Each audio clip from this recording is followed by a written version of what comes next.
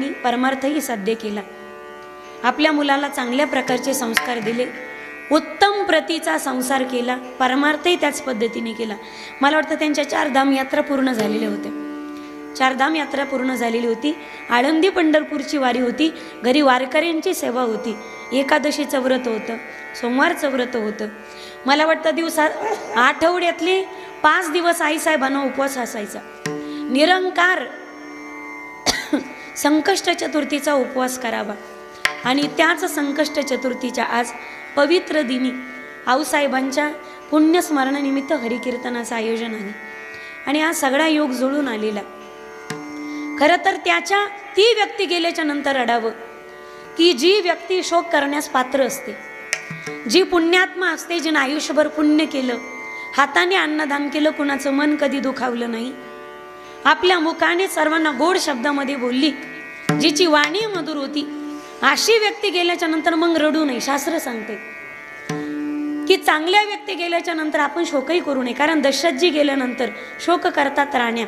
वशिष्ठजी सांगतात राणी साहेब महात्मा पुण्य श्लोक होते, महाराज पुण्य श्लोक होते.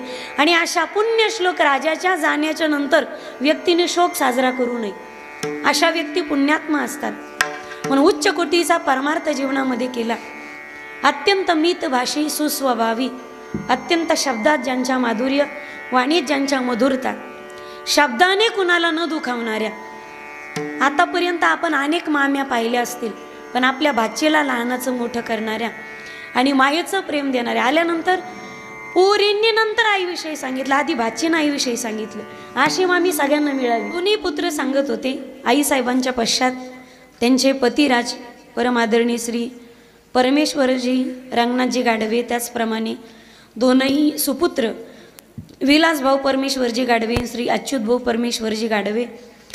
पश्चात 2 कन्या आहेत, सौभाग्यवती विजयाताई सुरेंद्ररावजी केसभट आणि सौभाग्यवती अनुराधाताई सुरेशजी शेनगारे. आईसाहेबांच्या पश्चात त्यांचे 2 मुलं, 2 सुना, 2 मुली, जावई, नातवंड, पतवंड, पतिराज. सुंदर गोकुळासारखा परिवार असताना होऊ नये, पण नियतीला जे मान्य असतं, प्रत्येक घटना माझ्याही हातात नसतात, तुमच्याही हातात नसतात, जगाच्या मालकाच्या सुद्धा हातात नसतात.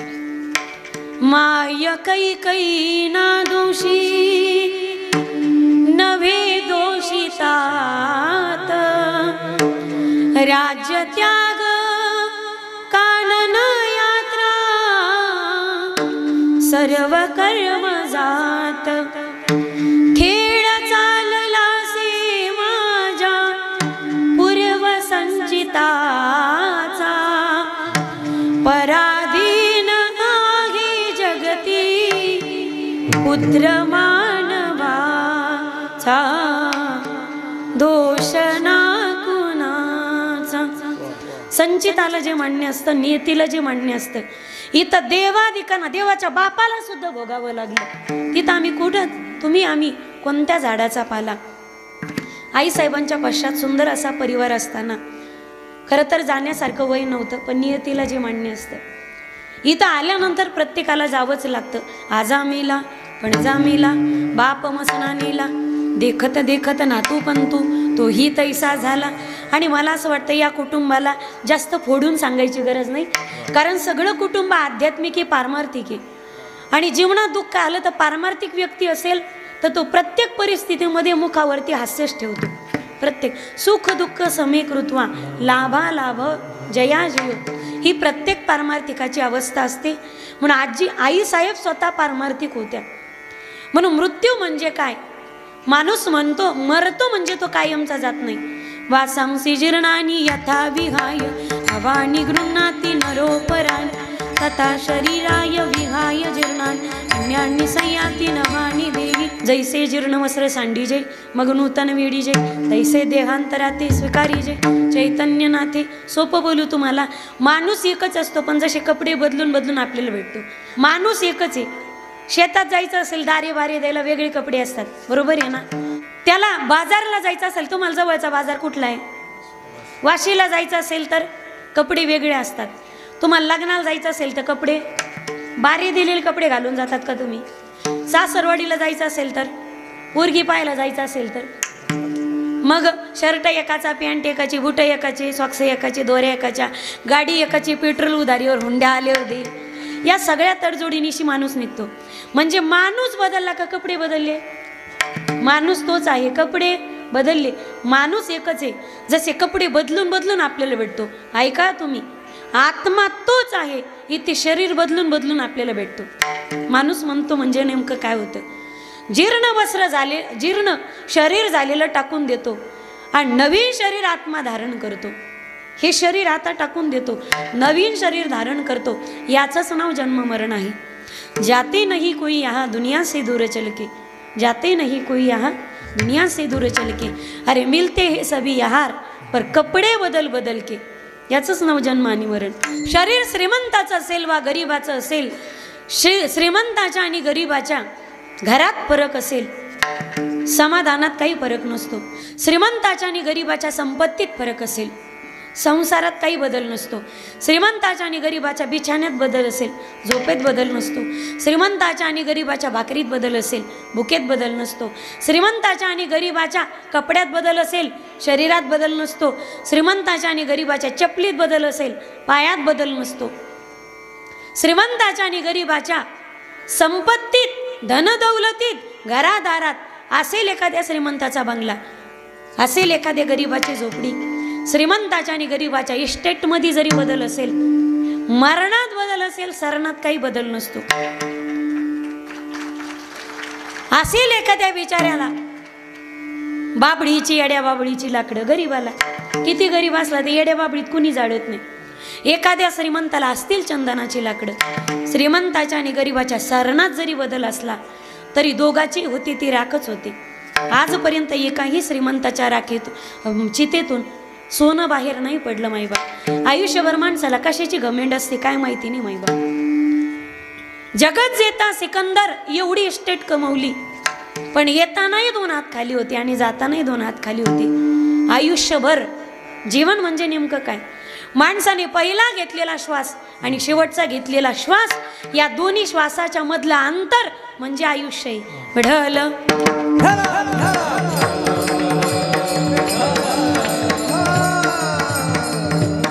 आयुष्यभर माणूस राब राब राबतो.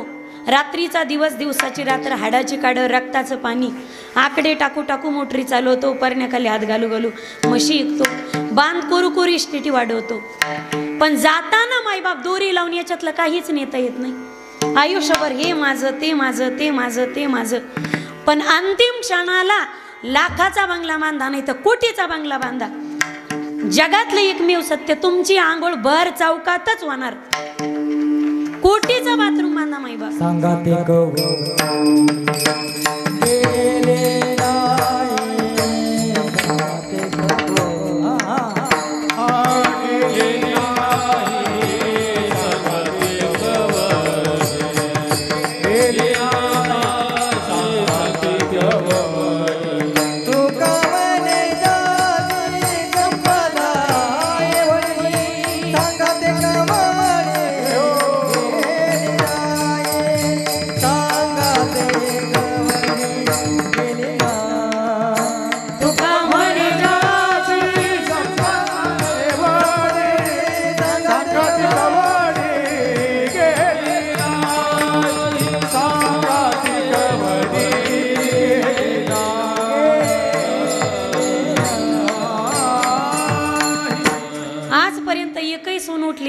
मामांजींनी फार कष्ट केले.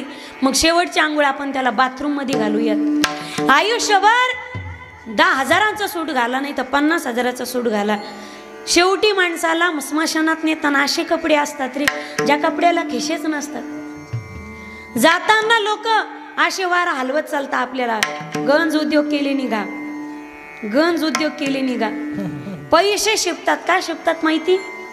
पैसे शिपतात, सोनं नाणं शिपतात का? काही ठिकाणी मुरमुरी शिपतात. एवढे पैसे शिपून सुद्धा तिरडीवरचा व्यक्ती उठू शकत नाही. याचा अर्थ आहे जगातलं एकमेव सत्य, अंतिम सत्य मृत्यू आहे. एका स्मशानात एक गोड वाक्य लिहिलं होतं, मौत से किसी की रिश्तेदारी है, अरे आज मेरी तो कल तेरी बारी है, मंजिल तो तेरी यही थी, गुजर गया वक्त यहाँ आते आते, क्या मिला तुझे इस दुनिया से, अरे आपनो नी ज्याला दिया जाते जाते. मरणार सगळेत माईबाप. जगातला सगळ्यात माणसाचा जवळचा मित्र मृत्यू आहे. कोणताही मित्र तुमची पाठ सोडेल, साथ सोडेल, मृत्यू कधी पाठ सोडत नाही. जगातला अंतिम सत्य मृत्यू, जगातलं एकमेव सत्य मृत्यू, जगातलं एकमेव सत्य असताना प्रत्येकाला मारावं लागतं. रामकृष्ण आले गेले तेने जग का ओसची पडले, येथे नाही उरो आले अवतार, हेरते पामर जीव किती किंवा दिनचार घडी काजीना दुनिया ही मुसाफिर खाना, चाहे लाख करोड़ो आए, चाहे कोटि खत्म कराए,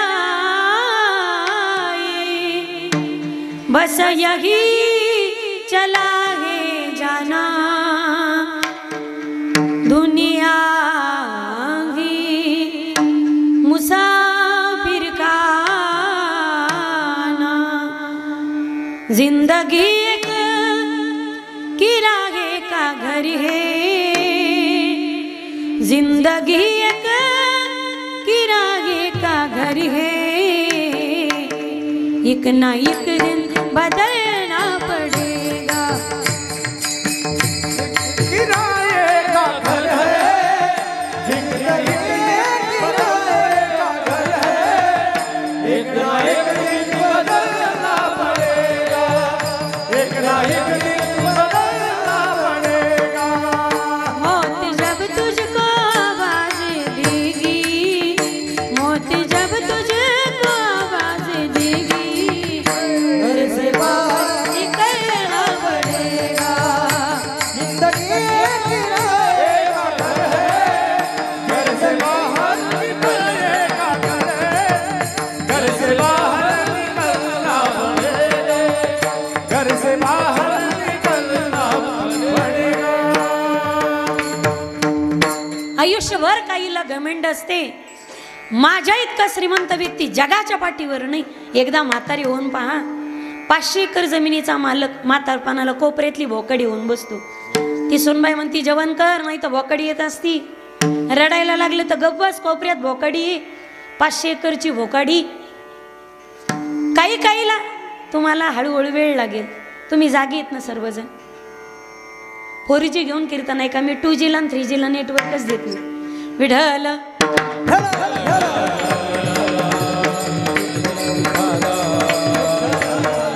काहीला घमेंड असते, काहीला खुर्चीची, स्वतःच्या सत्तेचा अभिमान नसतो.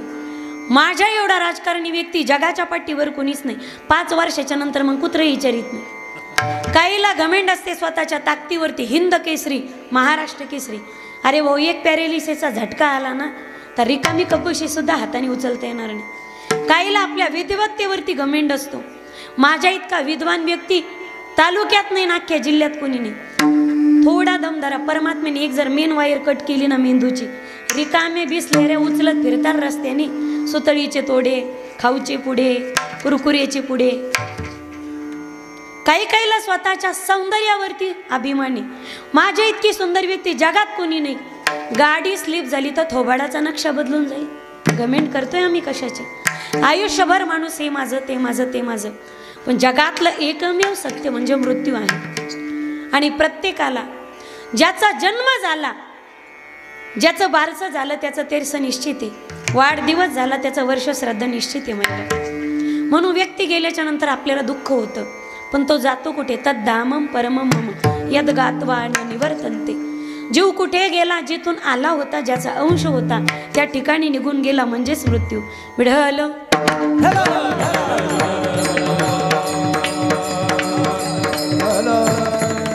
आई साहेबांना जाऊन या परिवारात 1 वर्ष पूर्ण होत आहे. आज दुःख प्रत्येकाच्या अंतःकरणात आहे. 1 वर्ष दुःखातच गेलं माईबा. पण या कीर्तनातून मी दुःख हलकं करण्याचा प्रयत्न करत आहे आणि करणार आहे. अध्यात्मच कुठेतरी जीवनातलं दुःख कमी करण्याचा प्रयत्न करतो. प्रत्येकाच्या जीवनात दुःख आहे. आईच्या जीवनामध्ये उणीव कोणीही भरून काढू शकत नाही. म्हणून आज मुलांना किती दुःख आहे. इथं आल्याच्या नंतर तुम्हाला लेकींना घरात सगळ्या गोष्टी दिसतील. घराच्या जागेवर भाऊ आहेत, भावजाई आहेत, भाचे आहेत, भाचे आहेत, चुलते आहेत, चुलते आहेत, चुलत भाऊ आहेत, भावजाई आहेत, सगळे दिसतील. शेताच्या जागेवर जनावरं गोठ्यात सगळं काही व्यवस्थित आहे. पण अख्ख्या शेतात फिरताल तुम्ही, अख्ख्या घरात फिरताल, गल्लीत फिरताल, अख्ख्या वाड्यात फिरताल, पण आता घरामध्ये एक व्यक्तिमत्व दिसणार नाही, ती म्हणजे आई. आईमुळे माहेराला माहेरपणे. माहेर कशाला म्हणतात? जिथं आई त्याला तर माहेर म्हटलंय ना. लेकी आल्या, मायबाप प्रत्येकाच्या जन्माजोगीला जावेत. मायबाप काय दुर्दैव असतं रे आपलं. अर्ध्यात मायबाप आपल्याला आयुष्यात सोडून जातात. खरं तर असं म्हणतात की जोडा पक्षाचा सुद्धा फुटू नये, पण ज्यावेळी नवरा बायकोचा जोडा फुटतो त्यावेळी त्या जोड्याला काय वेदना भोगाव्या लागतात हे माणूस कोणाच्या समोर दुःख व्यक्तही करू शकत नाही. तुमच्या मनातलं हितगुज सांगण्यासाठी जवळचं कोणीतरी असावं, म्हणून भगवंताने निर्मिती केली पती आणि पत्नीची. शरीर दोन आहेत पण आत्मा एक आहे. पण ज्यावेळी तो जोडा फुटल्या जातो हे दुःख सांगण्यापलीकडचं असतं. बाई माणूस तरी 4 जणीचा गाडा धरून रडू शकते, स्वतःचं दुःख सांगू शकते, पण पुरुष मंडळीला कधीच रडता येत नाही. आयुष्यभर अंतकरणाशी त्याचं दुःख दाबून ठेवतो आणि ज्यावेळी मरतो ना त्यावेळी स्वतःचं दुःख सोबत घेऊन जातो. मायबाप काय पुरुष मंडळीचं आयुष्य आहे. आयुष्यभर जोडा खरंच फुटू नये. बाबांनी सांगितलं की जाण्यासारखं वय नव्हतं. माझं वय 70-75, ती 60-65 वर्षाची असेल. खरं तर जीवनात पती गेला तर पत्नी कदाचित 4 जणीचा गळा धरून रडू शकेल, पण पुरुष जर रडला तर सगळे त्याला नाव ठेवतात. कधी कधी त्याला समाजाच्या बंधनात येऊन कधी रडता येत नाही मायबाप, पण त्यालाही काळीज असतं, त्यालाही अंतःकरण असतं, त्यालाही भावना असतात. पुरुष मंडळीला त्यांच्याही अंतःकरणामध्ये दुःख असतं आणि सगळ्यात दुःख व्यक्त करण्याची, आनंद व्यक्ती करण्याची जागा पुरुषासाठी म्हणजे त्याची धर्मपत्नी असते. म्हणून आज दुःख प्रत्येकाला आहे. बाबांना दुःख आहे, जन्मजोगीचा जोडा केला. दोन्ही भाऊंना दुःख आहे, आई गेली. दोन्ही भगिनींना, पोरींना दुःख आहे. आईसाहेबांच्या कन्यांना का जीवनातून आई निघून गेली. ओ कौन सी चीज है जो यहाँ पर नहीं मिलती, सब कुछ मिलता है पर माँ नहीं मिलती. ढगाड गेलेला सूर्य पुन्हा दिसू शकेल, पण मातीआड गेलेले माईबाप पुन्हा नाही दिसू शकत. माईबाप म्हणून आहे तोपर्यंत माईबापाची किंमत करा रे. आहे तोपर्यंत कदाचित, मी सगळ्यांनाच म्हणत नाही बरं का, कदाचित माईबापाची किंमत कळत नाही. आज या अभंगामधून मला तुमच्या समोर बहीण ठेवायची नाही, अभंगातून तुमच्या समोर मला कन्या ठेवायची नाही, आज या अभंगातून मला तुमच्या समोर आजी ठेवायची नाही, आज या अभंगातून मला तुमच्या समोर आत्या ठेवायची नाही, आज या अभंगातून मला तुमच्या समोर मावशी ठेवायची नाही, तर केवळ आणि केवळ मातृत्व अभंगाच्या द्वारे मला तुमच्या समोर ठेवायचे. विढल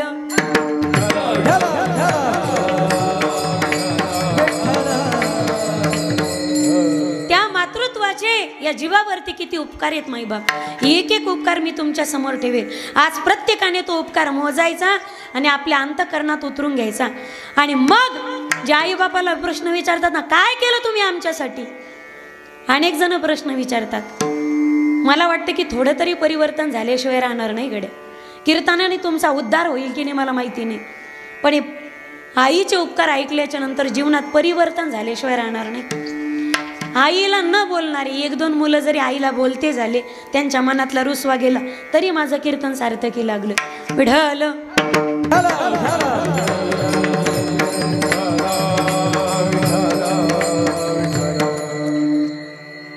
जगात नाही, देवाचे नाही तेवढे उपकार मातृत्वाचे या जीवावरती माईबाप. आईचे किती उपकार आहेत. आईचा पहिला उपकार या जीवावरती, या जगामध्ये जर जिना पहिला पाऊल ठेवायला जागा दिली असेल तिच्या गर्भात, जगाच्या पाठीवरती आमची ती माई. आईचा दुसरा उपकार असेल तर या विश्वामध्ये आईच्या गर्भात असताना पहिला रक्ताचा थेंब जिनं दान केला आपल्याला, ती आपली आई. या जगात जन्माला आल्याच्या नंतर जिच्या गर्भात असताना पहिला श्वास जिनं दान केला, आपली आई. ती आईच्या गर्भात असताना जिनं आपल्या स्वतःच्या अस्थी आपल्या लेकराला दान केल्या, ती आपली आई. जिनं जगात जन्माला यायच्या आधी गर्भात असताना कॅल्शियम दान केलं, ती आपली आई. आणि जगात जन्माला आल्याच्या नंतर पहिली दुधाची धार आणि पहिलं अन्न जिनं आपल्या तोंडात घातलं, जगाच्या पाठीवरती ती आपली माऊली. विढल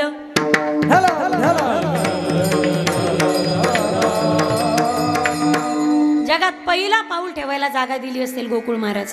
जगाच्या पाठीवरती आपली माय येते. गावात माणूस आला, त्याला एखादी भाडोत्री खोली जर राहायला दिली तर 2-3 वर्षांनी तो स्वतःचं घर बांधतो. पण गल्लीतल्या गावातल्या लोकांना सांगता, रावसाहेब गावात आलो, या तांदूळवाडी गावात आलो, पाय ठेवायला जागा नव्हती हो. पण यांच्यासारखी देव माणसं भेटली की त्यांनी मला पाय ठेवायला जागा दिली. अरे गावात माणूस आला आणि राहायला भाडोत्री खोली दिली, फुकट नाही, पैशाने जरी दिली, भाडोत्री खोली दिली, तर ज्याला जागा दिली तो माणूस म्हणतो अमुक अमुक माणसाने राहायला जागा दिली. जागा देणाऱ्याला तो देव माणूस म्हणतो. ज्यानं विश्वाच्या पाठीवरती स्वतःच्या गर्भात पाय ठेवण्यासाठी पहिली जागा दिली, ती माय आम्हाला देव नाही तर देवापेक्षा सुद्धा श्रेष्ठ आहे, देवाईपेक्षा श्रेष्ठ आहे. दुसरा उपकार असेल त्या मातेचा तर तिनं गर्भामध्ये असताना पहिला रक्ताचा थेंब आपल्याला दान केला. पहिला रक्ताचा थेंब गर्भात असताना जिनं रक्तदान केलं ती आपली आई होती. लेकरू जन्माला आल्याच्या नंतर जर ब्लड ग्रुप तपासला तर आईचं रक्तगट वेगळं असतं, कधी कधी बाळाचं रक्तगट वेगळं असतं. सायन्सचा सिद्धांत आहे, 4 रक्तगट सांगितलीत, ए बी, ए बी आणि ओ. एला एचं चालतं, ओचं चालतं, बीला बीचं चालतं, ओचं चालतं, ए बीला ए बीचं चालतं, एचं चालतं, बीचं चालतं आणि ओचंही चालतं. पण ओ वाल्याला मात्र ओचंच चालतं. ओला दाता म्हटले. रक्तगट मॅच झाला तरच रक्त जमतं. रक्तगट जुळला नाही तर माणसाला रक्तही जमत नाही. जगात जन्माला आल्याच्या नंतर आईचं रक्त वेगळं असलं आणि लेकराचं रक्त वेगळं असतं, तर आईचं रक्त कदाचित जन्माला आल्याच्या नंतर मग पोराला जमत नाही. पण गर्भात असताना आईचं रक्तगट वेगळं असू द्या आणि बाळाचं रक्तगट वेगळं असू द्या, तरी सुद्धा आईच्या गर्भात असताना आईचं रक्त लेकराला चालतं. हे विज्ञानालाही न उलगडलेलं कोड आहे. विज्ञानाच्या भाषेत बसत नाही. विज्ञानालाही आजपर्यंत न उलगडलेलं कोड म्हणजे मातृत्वाचं अंतःकरण, आईचं रक्त. आईच्या गर्भात असताना जिनं आम्हाला पहिला श्वास दान केला ती आमची आई होती. गर्भात लेकरू असताना त्याची सोनोग्राफी करतात. त्यावेळी तुम्ही डॉक्टरांना विचारा, कोणाच्या सोबत गेल्या तर विचारा, डॉक्टर बाळ सुखरूप आहे का? हो. बाळाचे ठोके व्यवस्थित आहे का? हो. बाळ श्वास घेतंय का? बाळाचे श्वासोच्छवास व्यवस्थित आहे का? त्यावेळी डॉक्टर सांगतील बाळ सुखरूप आहे, बाळ सुदृढ आहे, बाळाचं वजनही चांगलं आहे, बाळाचे ठोके सुद्धा चालू आहेत, पण बाळाचा श्वास मात्र बंद आहे, बाळाच्या श्वासोच्छवासाची क्रिया बंद आहे. अरे श्वास बंद झाल्याच्या नंतर जर माणूस मरतो, हे जर विज्ञान असेल तर आईच्या गर्भात असताना बाळ जिवंत राहते कोणाच्या श्वासावरती? विचार केला आम्ही आजपर्यंत? बाळाच श्वास बंद झाल्यानंतर जर माणूस मरतो, हे जर विज्ञान असेल, आईच्या गर्भात असताना बाळ जगते कुणाच्या श्वासावरती? त्यावेळी डॉक्टर तुम्हाला उत्तर देतील, आजी सांगू का, या बाळाची आई जो श्वास घेते ना, श्वास घेत असताना अर्धा श्वास स्वतःसाठी घेते आणि अर्धा श्वास स्वतःच्या बाळासाठी घेते.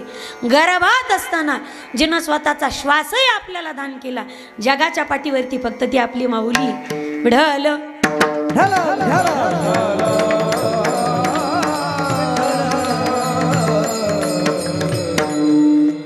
जगाच्या पाठीवरती जिनं आपल्यासाठी स्वतःच्या अस्थी दान केल्या. तुम्हाला माहिती, आई फक्त दूधच पाजत नाही लेकराला, आपल्या शरीराची हाडं ही आईच्या दुधातल्या कॅल्शियम पासून बनलेली असतात. आईने स्वतःचं कॅल्शियमही आपल्या लेकरासाठी ओतलं. विज्ञान ठेवते तुमच्यासमोर मी थोडंसं. जन्माला आल्याच्या नंतर माणूस जो सुदृढ होतो, दष्टपुष्ट होतो, जे आपल्या शरीरातले हाडं बळकट होतात, ते आईच्या दुधापासून होतात. माणूस मेल्याच्या नंतर त्याला जाळलं जातं, बरोबर? त्याची डिफेन्स त्वचा जळते, त्याचे सुंदर केस जळतात, सुंदर चेहरा जळून जातो, सगळं जळतं, दात जळतात, जीभ जळते, नाक जळतं. सगळं जळाल्याच्या नंतर ज्यावेळी आपण जाळल्याच्या नंतर तुमच्याकडे दुसऱ्या दिवशी का तिसऱ्या दिवशी सावडणं, तिसऱ्या दिवशी सावडणं असतं. सावडायला गेल्याच्या नंतर त्या व्यक्तीच्या राखेमध्ये तुम्हाला काय सापडतं? हाडं सापडतात. ज्याला अस्थि संचयन करायला आपण एखाद्या नदीच्या ठिकाणी जातो, ज्याला आपल्याला जाळल्याच्या नंतर सगळं जळतं पण माणसाचे हाडं शिल्लक राहतात. तुम्हाला माहिती आहे, ज्याला अग्नी सुद्धा जाळू शकत नाही, ही माईच्या दुधाची ताकद आहे. आपले हाडं आईच्या दुधापासून दष्टपुष्ट झालेली, म्हणून त्याला अग्नी सुद्धा जाळू शकत नाही. ही मायेच्या दुधाची ताकद आहे. यापुढे जाऊन सांगू, मोहेंजोदाडो आणि हडप्पा संस्कृती कदाचित तुम्ही चित्रपटात पाहिलं असेल, इतिहासात वाचलं असेल, यूट्यूबला सर्च करा. मोहेंजोदाडो आणि हडप्पा संस्कृतीच्या कोट्यावधी वर्षापूर्वीची जी गावे, पालथी नगरी ज्याला म्हटलं, ज्यावेळी उत्खनन झालं त्यावेळी उत्खननामध्ये अनेक अवशेष सापडले. हजारो वर्षापूर्वीचे, शेकडो वर्षापूर्वीच्या माणसाच्या शरीराचे सापळे सापडले त्या ठिकाणी. संशोधक अजूनही संशोधन करतायत. लोखंड जमिनीत जर पुरून राहिलं तर वर्षभरानंतर त्या लोखंड गंजून जातं, त्याची माती होते. सोनं जर जमिनीत पुरून राहिलं तर त्या सोन्याची सुद्धा माती होते. पण हजारो वर्षापूर्वी मातीच्या ढिगाऱ्याखाली सुडे दडून राहिले तरी सुद्धा हजारो वर्षापासून दडून राहून सुद्धा ज्या हाडांची माती करू शकली नाही, ही फक्त मातीच्या दुधाची ताकद आहे. फक्त मातीच्या दुधाची ताकद. आजही पहा तुम्ही, भांडणं लागले तर माणसं असे गल्लीत येतात, ही बाहेर तुला दाखवू का माझ्या आईच्या दुधाची. बरोबर आहे ना? बरोबर आहे का? झोपली का काय? नाही ना? काहीतरी एक्सप्रेशन द्या गडे, एक्सप्रेशन. एवढे सिरियसली नका बसू तुम्ही. मातीचं दूध माणसाला कधीच गप्प बसू देत नाही. आणि जगात सगळ्यात मोठा त्याग केला असेल मातेने, जगात सगळ्यात मोठं जर दान केलं असेल, स्वतःची आबरू दान केली लेकरासाठी, क्षमा असावी या वाक्यासाठी. 50 माणसात जर बाई बसली गल्लीत एखाद्या कार्यक्रमात आणि मांडीवरचं 5-6 महिन्याचं, 7-8 महिन्याचं, एखाद्या 11-12 महिन्याचं म्हणजे एका वर्षाचं लेकरू जर ताणं तिचं मांडीवर रडू लागलं ना, तर त्यावेळी त्या लेकराची माय 50 लोकांचा विचार करत नाही, स्वतःच्या आबरूचा विचार करत नाही. रडणारं लेकरू शांत करण्यासाठी त्यावेळी त्या मातेला स्वतःची आबरू नाही तर लेकराची भूक महत्त्वाची असते. ती माय स्वतःच्या तान्य लेकराच्या अंगावर पदर टाकते आणि 50 माणसं जरी बसलेली असेल तर त्या लेकराला स्तनपान करते. मी जबाबदारीने वाक्य बोलते. मी कुणाची तरी लेखन, एका लेकराची आई, मी जबाबदारीने वाक्य बोलते. मी जगात सगळ्यात मोठं जर दान केलं असेल, जी आबरू तिनं स्वतःच्या भावासमोर उघडी केली नाही, जी आबरू तिनं जन्मदात्या पित्यासमोर उघडी केली नाही, जी आबरू 4 चौघात तिनं स्वतःच्या पतीसमोर सुद्धा उघडी केली नाही, पण 50 लोकात जर माय बसली आणि स्वतःचं पोटचं लेकरू जर रडत असेल तर त्यावेळी मातेला स्वतःची आबरू नाही तर स्वतःचं लेकरू महत्त्वाचं असतं. जगातला सगळ्यात मोठा जर मातेचा त्याग असेल तर तिनं आपल्यासाठी स्वतःची आबरू दान केली. जगाच्या पाठीवरती एवढा त्याग आपल्यासाठी कोणीच करू शकत नाही. हा मातेचा जीवावरचा उपकारी. विढल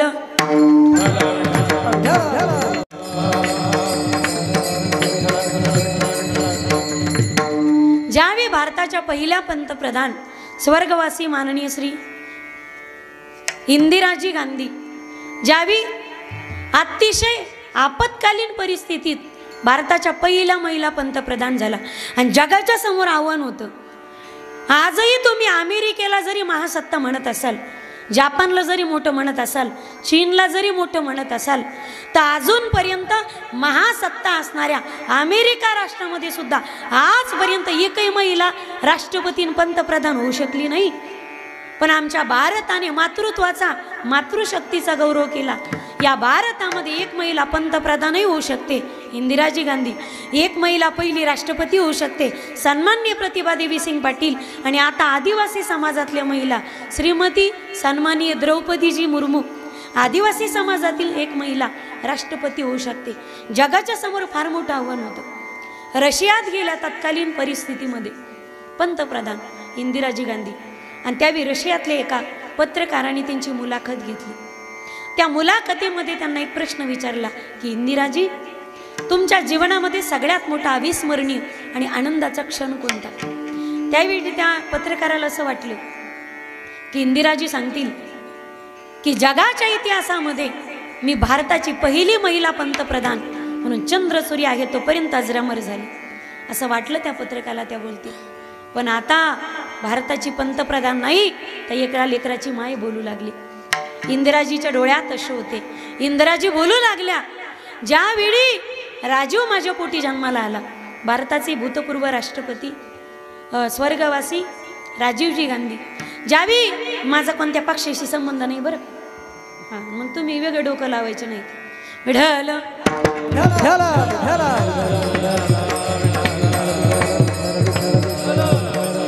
आमचं काही घेणं देणं नसतं. आम्ही एका पक्षाचे वारकरी संप्रदाय, आमचे जिंदाबाद कार्यकर्ते, आणि आम्ही पक्षांतर करीत नाही, बदलीत नाही. काय होतं, कीर्तनकार वेगळ्या बोलतात वेगळ्या उद्देशाने, आणि बसलेले टपूनच असते, कोणावर फिट बसते. कीर्तन रेडीमेड कपड्याचं दुकान आहे, इथं कोणाचंच माप घेऊन कपडे शिवल्या जात नाही, पण तयार झालेला कपडा कोणाला ना कोणाला तरी फिट बसल्याशिवाय मात्र राहत नाही. विढल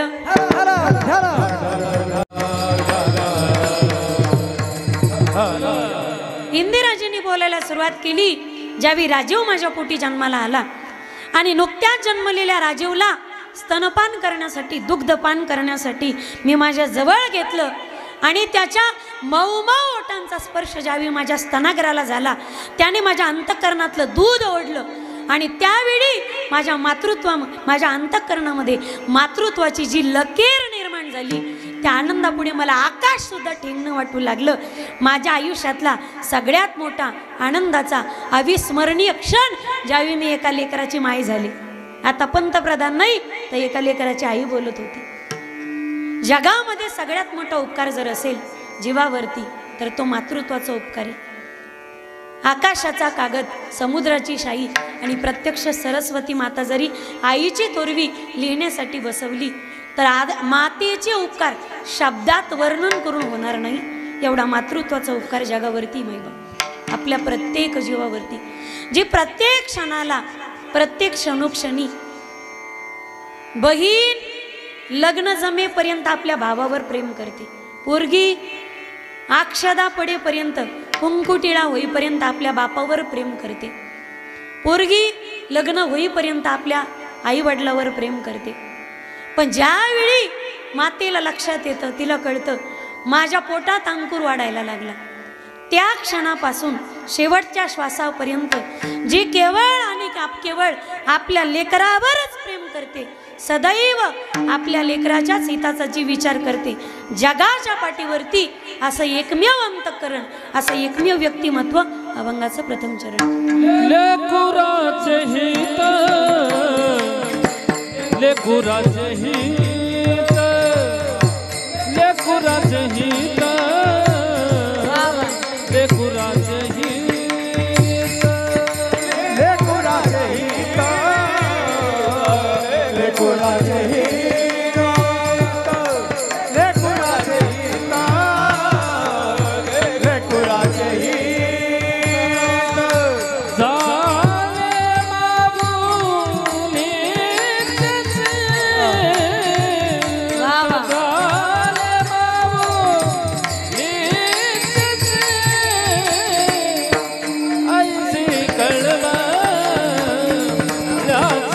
रात, ऐशी कळवळ्याची रात. तारे माओ नीचे जीता, तारे माओ नीचे जीता, ऐशी कळवळ्याची रात, ऐशी कळवळ्याची रात, कळवळ्याची रात, कळवळ्याची. लेकुराचे हित जाणे माऊलीचे चित्त, जी सदैव आपल्या लेकराच्याच हिताचा विचार करते, जगाच्या पाठीवरती ती फक्त माई. असे तोपर्यंत किंमत करा रे माझ्या दादांनो, कारण ताजमहल जगाने पाहिला, मुमताजनी नाही. भिजला हो नंदा दीप, कसा जाऊ मी मंदी, सावळी माझी माया, मला किती प्रेम दे, भिजला हो नंदा दीप, कसा जाऊ मी मंदी. आई थोर तुझे उपकार, आई थोर तुझे उपकार. नऊ महिन्याने, नऊ दिवसाने, नऊ महिन्याने, नऊ दिवसाने केले तुझा जन्म येऊन, केले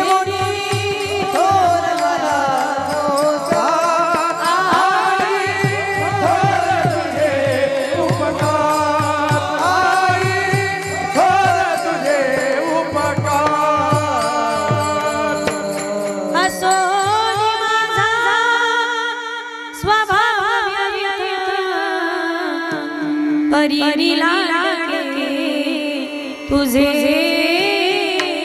अपत्य देवोनी ओरवला संस्कार आई थोर तुझे उपकार आई थोर तुझे उपकार. शेवटपर्यंत फक्त आपल्या लेकराच्याच हिताचा विचार करते. जसं जोरी जळते पण तिचा पीठ जळत नाही, माय जाते पण प्रेम काही संपत नाही. गेल्यानंतर जिचा जीव अडकतो फक्त आणि फक्त आपल्या लेकरांमध्ये, फक्त लेकरामध्ये अडकतो रे माझ्या दादांनी. साने गुरुजींनी जीवनातल्या आपल्या 36 ते 40 रात्री, मला वाटतं 39 रात्री असाव्या, श्यामची आई नावाची कादंबरी लिहिली. श्यामची आई कादंबरी एवढी गाजली, त्यांनी काय आठवणी त्याच्यात नमूद केल्या. ज्यावेळी म्हटले मी पुण्यात शिकायला होतो एका आश्रमशाळेमध्ये, आणि रात्री मला स्वप्न पडलं 12 वाजता. आई स्वप्नात आली, श्याम मी फार आजारी आहे रे, ये ना एकदा भेटण्यासाठी मला. ऐक ना श्याम मी फार आजारी आहे रे. उठून पाहिलं घडीत 12:30-1 वाजलेला होता. पुन्हा झोपला. आई सतत मी आईचं ध्यान करतोय, आठवण करतो म्हणून आली असेल. पुन्हा स्वप्न पडलं, श्याम ऐक ना मी फार आजारी रे राजा, एकदा तरी भेटून जा ना मला. उठलो मी. पहाटचे 3:30-4 वाजलेले होते आणि त्यावेळी मला आईचे शब्द आठवले, श्याम ब्रह्ममुहूर्तावरती आणि पहाटे पडलेलं स्वप्न खरं असतं, पण सकाळ व्हायला अजून फार वेळ होता. पुन्हा झोपलो मी. सकाळ होण्याची प्रतीक्षा करत होतो. बस स्टँडला आलो. सकाळचे 6 वाजलेले होते. 6 वाजल्यापासून मी प्रतीक्षा करत होतो. त्यावेळी पुण्यातून पालघरला जायला 4 रुपये लागत होते. 1-2 रुपये खिशात होते. 2-1 रुपये जरा कमी पडायचे. वाटलं कोणीतरी ओळखीचं भरेल, भेटेल ना, उसने घेईल घरी जाईपर्यंत, आणि घरी गेले की त्यांची उसनवारी देऊन टाकील. सकाळी जाऊन बसलो 6 वाजल्यापासून बस स्टँडला, पण गावातलं कोणी भेटलंच नाही. 6 वाजले, 7 वाजले, 8 वाजले, 10 वाजले, 11 वाजले, 12 वाजले, 1 वाजला, 2 वाजले. पोटात अन्नाचा कण काही एकही नव्हता. भूक तर लागलीच नाही, पण आईच्या आठवणीने, सारखी आईच्या आठवणीची. का बरं स्वप्न पडलं असेल, का बरं स्वप्न पडलं असेल. संध्याकाळचे 6 वाजले आणि एक जोडपं, हातात बॅग, डोक्यावरती पिशवी, दोघंही दाम्पत्य घेऊन चाललेले, ओझं भरपूर झालेलं. आवाज दिला, हे बाळा आमचं ओझं घेऊ लागशील का, खाऊसाठी तुला पैसे देईल. किती लागतात तुला पैसे? 5 रुपये देतो. मी होकार दिला.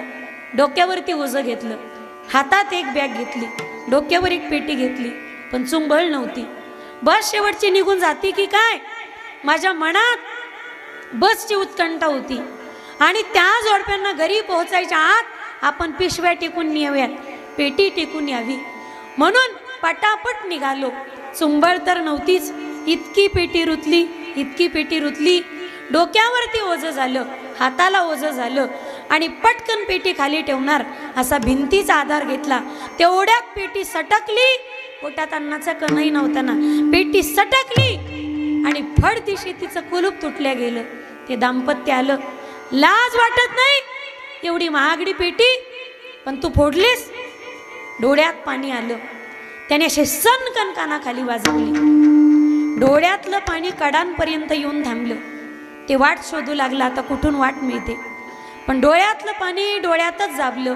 काका तुम्ही म्हटले होते ना पैसे देतो, द्या ना काका पैसे. कशाचे पैसे? पेटीचं नुकसान केलं माझ्या, चल नीट. तोंड वर करून पैसे मागतोस. पुन्हा डोळ्यात पाणी आलं. पण त्या बाईला कीव आली आणि तिनं अवघा 1 रुपया हातावरती ठेवला. तो तसाच हातात दाबला. बस स्टँडवरती आलो. 8 वाजले. सकाळच्या 6 वाजल्यापासून रात्रीच्या 8 वाजेपर्यंत गरिबी माणसाला प्रत्येक परिस्थितीत जगवायला शिकवते माईबाप. प्रत्येक परिस्थितीत जगवायला शिकवते. पोटात अन्नाचा कणही नव्हता, भूक तर लागलीच नाही. 8 वाजताची बस होती, शेवटची बस.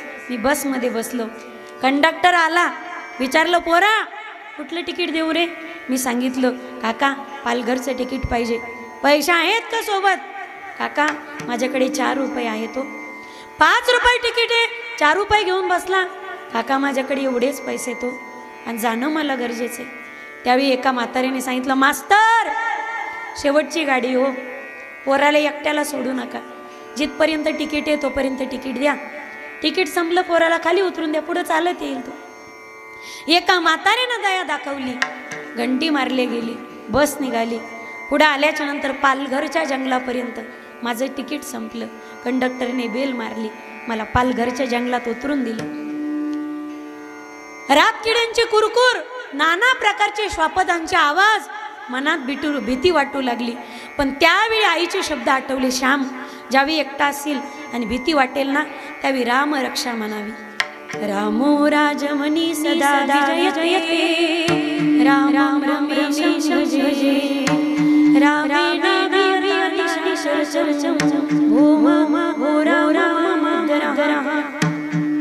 आई शब्द आठवले आणि मी हनुमान चालीसा म्हणू लागलो, मी राम रक्षा म्हणू लागलो. कुठे आवाज आला, काही वाजला पाला की माझी आणखी भयभीत व्हायचं. पळत निघालो मी स्वतःचा जीव वाचवत. अनेक प्रकारचे कुईचे आवाज होते, श्वापदांचे आवाज होते, घुबडांचे आवाज होते, रातकिड्यांची किरकिर होती. स्वतःचा प्राण वाचवत आई डोळ्यासमोर होती आणि मुखात रामरक्षा होती. काट्या कुट्यांना तुडवीत, दगडा धोड्यांना तुडवीत, ठेचा खाट ठेचाळत घरी येऊन पोहोचलो. त्यावेळी घराच्या दार उघडं होतं आणि आतून एक मिनमिनता दिवा तेवत होता. मला वाटलं एवढ्या रात्रीपर्यंत आमच्या घरात जागे कस काय सर्वजण. घरात गेलो, माझे वडील भाऊ डोक्याला हात लावून बसलेले होते. पुण्यातली आत्या आली होती, मुंबईची मावशी आलेली होती. माझी बहीण चुलीत जाळ घालत घालत असा पायाचा आणि शरीराचा विळखा करून तिचा फाटका तो स्कर्ट, फाटकं परकर, फाटकं पोलकं, केस विस्कटलेले 10-12 वर्षाची बहीण अंगाचा विळखा करून चुलीजवळ तशीच पहुडलेली होती. आणि छोटासा 2.5 महिन्याचा माझा भाऊ पुरुषोत्तम पाळण्यात झोपलेला होता. कोणीच कोणाशी बोलत नाही. भाऊंना मी हलवलं, भाऊ आई कुठं आहे, आई कुठं आहे, भाऊ सांगा तिला श्याम आलाय, पाणी ठेवायला सांगा, मला हातपाय धुवायचे. भाऊ मी काय विचारतोय, आई कुठं आहे. त्यावेळी गुडघ्यामध्ये डोकं ठेवून पडलेल्या भाऊंनी नुसती मान वरू करून पाहिली, डोळ्यातलं पाणी डोळ्यातच दाबलं आणि पुन्हा मान खाली घालून गुडघ्यात मान घालून भाऊ बसले. मी चुलीजवळ गेलो आणि बहिणीला असं हलवलं, अक्का आई कुठं आहे.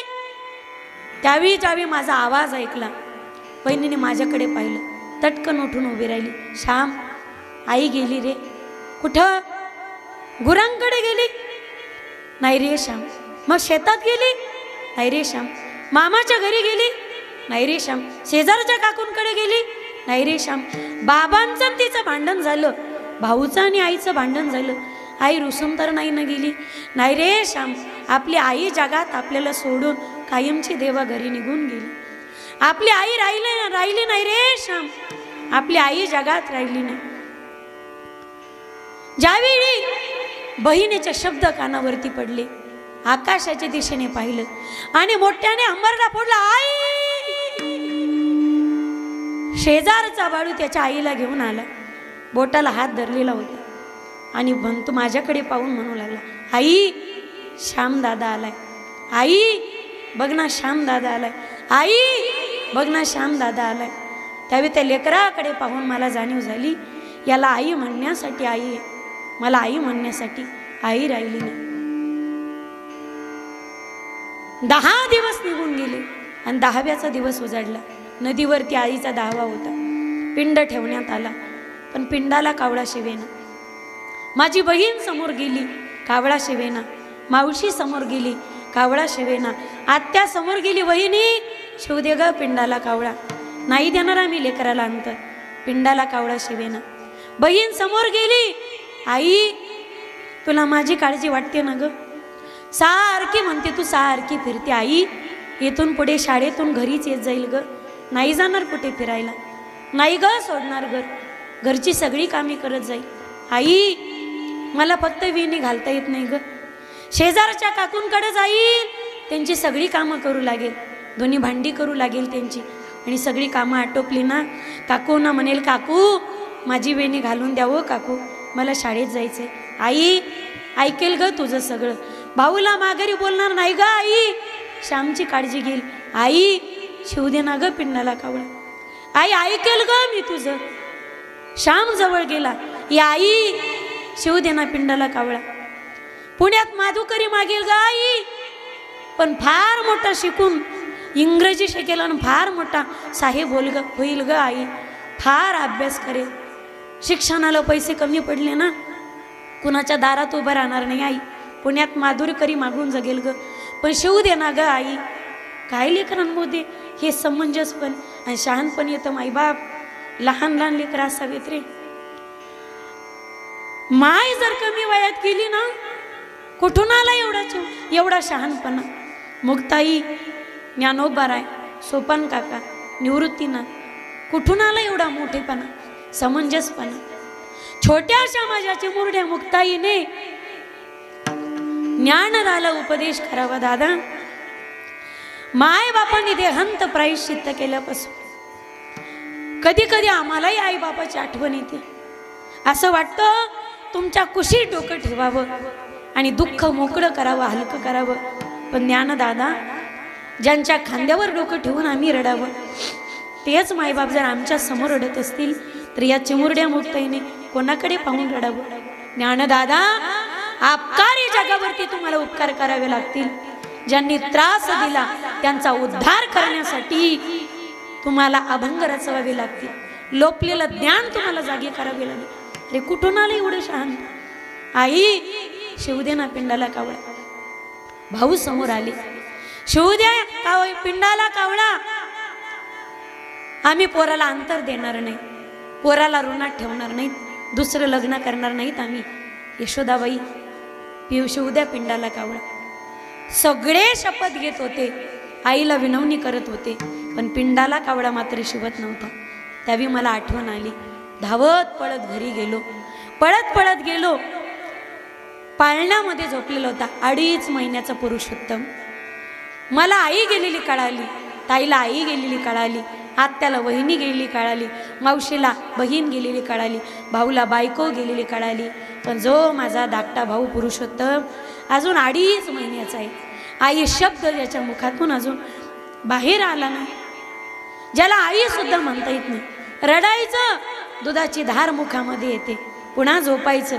भूक लागली, पुन्हा रडायचं, दुधाची धार तोंडात आली, पुन्हा झोपायचं. ज्याला आई म्हणजे काय हेच माहिती नाही. उद्या माझ्या पुरुषोत्तमे कुणालाही म्हणे. पाळण्यातला 2.5 महिन्याचा पुरुषोत्तम जवळ घेतला, अंगावर त्याच्या टॉवेल टाकला आणि पळत नदीच्या काठीवरती आलो आणि मावशीचा पदरा सवडला. मावशी म्हणे, श्याम काय आहे तुझं? इथे अक्का पिंडाला कावळं शिवत नाही अक्काच्या. काय आहे तुझं? मावशी, आमच्यासाठी नाही, आम्ही आमचं कसंही जगू ग, आम्ही माधुरकरी मागून जगू. आई, मावशी, भाऊला स्वतःचं सगळं करता येईल ग, अक्काला स्वतःचं सगळं करता येईल, मला स्वतःचं सगळं करता येईल, आम्ही आमचं कसंही करू ग. पण मावशी, एक विनवणी ऐकशील माझी? आजपासून माझ्या पुरुषोत्तमसाठी त्याची आई होशील का ग? आई, मावशी, त्याची आई होशील का? असं म्हणतात की माय गेल्याच्या नंतर माय मरो आणि मावशी मरो. मावशी ही आईच्या ठिकाणी असते. आम्ही आमचं कसंही करू ग, आमच्या पुरुषोत्तमसाठी त्याची आई होशील. त्याला काय खायला लागतं नाही आम्हाला कळत, त्याला काय प्यायला लागतं नाही आम्हाला कळत, त्याला कशी आंघोळ घालायची नाही आम्हाला कळणार, त्याला कधी भूक लागली नाही आम्हाला कळणार, त्याला कसं झोपू घालायचं नाही आम्हाला कळणार. पण मावशी, आम्ही आमचं कसंही करू ग, पण आमच्या पुरुषोत्तमसाठी त्याची आई होशील का ग, याला सांभाळशील का ग? त्यावेळी त्या मावशीने स्वतःच्या जवळ घेतला पुरुषोत्तम. जवळ गेली पिंडाच्या. अक्का, शिव दे ग पिंडाला कावळा. तुझ्या लेकराला आजपासून वेगळं माझ्या वेगळं समजणार नाही. आजपासून श्याम तुझा ओळखला जाईल आणि पुरुषोत्तम माझा ओळखला जाईल. पटा पटा पटा पटा मुक्के घेतले त्या पुरुषोत्तमचे.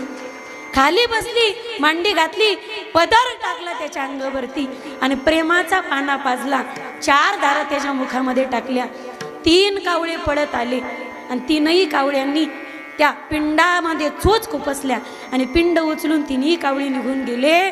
त्या कावळ्यांकडे उडणाऱ्या पाहून श्याम विचार करतोय. श्याम म्हणतोय, आई असे तोपर्यंत झिजले आमच्यासाठी, पिशवीचा आजार तू लपलास का? परिस्थिती गरिबीची, माझ्या लेकराच्या मुखातला घास हिरवून घेते की काय? स्वतःचा आजार जपला.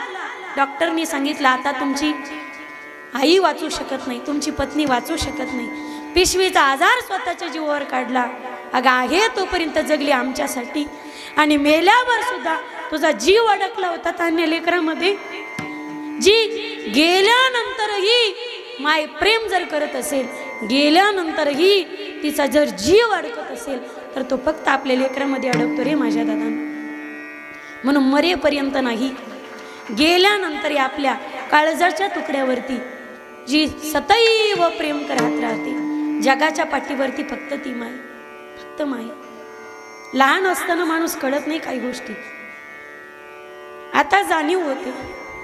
लहान असताना काही गोष्टी कळत नाहीत मायबाप. आज जरी आई मी जगाच्या समोर कीर्तनाच्या माध्यमातून सांगते ना, कधी काळी फार त्रास दिला. आई ही म्हणजे हीच भाजी मला करून पाहिजे, आता म्हणजे आत्ताच ही गोष्ट करून पाहिजे मला. फार मोठं कुटुंब होतं माझं, 1 डझन 1.5 डझन माणसाचं, 15-16 माणसं घरात होती. जेमतेम परिस्थिती होती. पण 2006ला फार मोठा महापूर आला आणि त्या महापुरामध्ये वडिलांचं शेतही पाण्यात गेलं, ऊस साडला गेला, कापूस साडला गेला. 15 दिवस पाणी होतं शेतात. माळवदाचं घर होतं. आता मी घरी गेलो, अगदी भाऊंचं जसं घर आहे ना तसं माळवदाचं घर होतं. माळवदावरून पाणी गेलं, माळवद फुगल्या गेलं, मातीच्या भिंती होत्या, सगळं घर पडल्या गेलं. 1.5 डझन माणसाचं कुटुंब होतं. कुटुंब रस्त्यावरती आलं.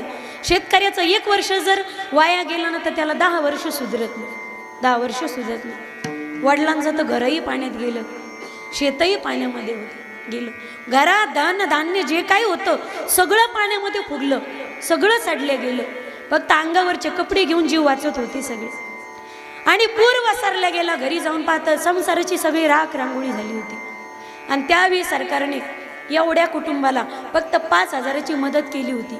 म्हणजे शेतकऱ्यावर एवढं प्रेम आहे सरकारचं, एवढं प्रेम आहे सरकारचं. जे एखाद्या आमदाराला महिन्याचं बिल लागतं मोबाईलचं, शेतकऱ्याचं जर वाटुळं झालं ना तर ते मोबाईलचं बिल फक्त